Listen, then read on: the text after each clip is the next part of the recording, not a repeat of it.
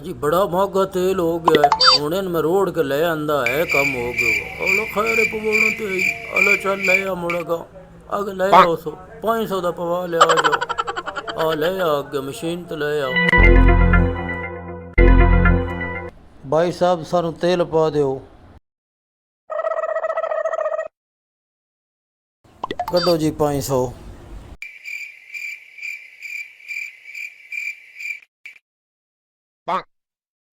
पूरे 500 दा पावी घट वध ना पावी।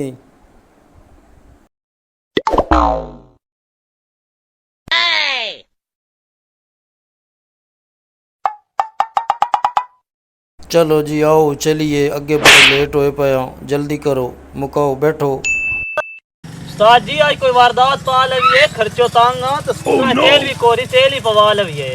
हाँ तेले तो गल याद आई है जिथे हुण तेले दा रेट वध गया पेट्रोल दा 320-15 रुपये। जी हाँ ते सान और शाय लुटने दी लोड़ ही कानी असी तेल ही लुटदे हां जी ये बड़ा काम है। हला आज ना नाका लाउणा है जी ते जेड़ा भी स्कूटर डकना नहीं जी हाँ ओदे विचों तेल ही कढना। ठीक हो गया ना ठीक हो तरखड़े रव्या सारे ठीक है जी ठीक है ओके।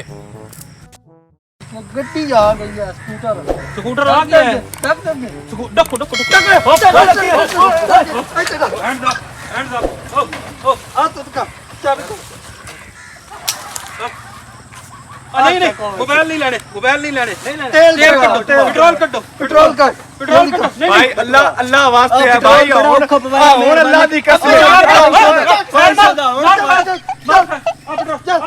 कोई मोबाइल नहीं ओए पेट्रोल काटो ओए चल पीछे अल्लाह ना वास्ते आ ले लो नहीं ले बटुआ नहीं नहीं